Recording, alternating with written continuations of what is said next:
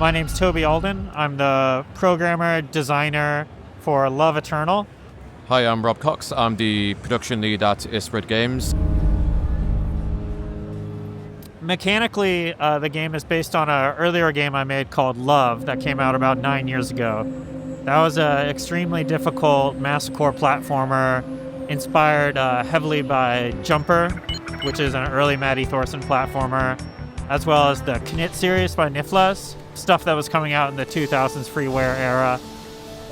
In terms of inspiration for the narrative stuff, it was a lot of movies and TV I was watching at the time. Kiyoshi Kurosawa's films like Pulse, Twin Peaks Season 3, Satoshi Kon films, Serial Experiments Lane, stuff like that. There's a lot of sort of subdivisions of horror, obviously. The one I felt was underrepresented, especially sort of in the precision platforming genre, was more psychological horror, stuff along the lines of Silent Hill. The vibe I was trying to curate with Love Eternal was a sense of uncanny horror. The sense you have when you have a nightmare that if you described it to someone else, it wouldn't be apparent what was scary about it. But when you're a participant in it yourself, there's that sense of unease. What struck me when I first played the game was the sense of isolation, partly through the visual design, the fact that Maya is quite minuscule on the screen, and the cavernous environment as the backdrop, and then also the sound design as well. It's very spatial, lots of reverb, very long drawn-out echoes. It's almost as if you are walking through a tiny door into a huge cathedral, and it really reinforces the isolation. The themes that did emerge sort of came up organically. The isolation was a big one. Childhood, the combination of those two, the way children lack autonomy, and sort of the abstract horror of that. Since it's a game about childhood and family, food obviously plays a huge component in that. The game starts around family dinners, and that theme continues to be explored throughout the game.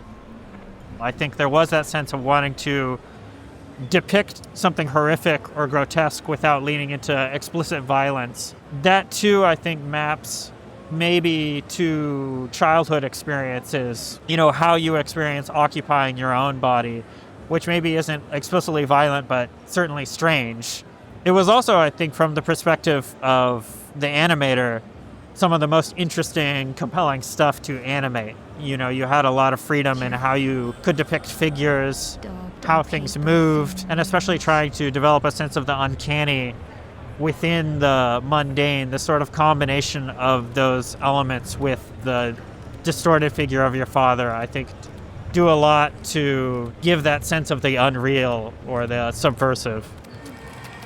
The physics were coded about 11 years ago because they were part of that original game. I did think a lot about the weight of the character. It's sort of an illusion created between the interplay of the gravity and the strength of the jump. If you go back and play the earlier game, the animation is much rougher, and even though the physics are identical, it feels much different to play. So I think a lot of creating that sense of weight and fluidity is actually sort of a trick of the animation more than it's like a fine-tuning of the physics. I'm very confident no one will be able to predict the directions the game ends up going, and I'm really excited for players to see that.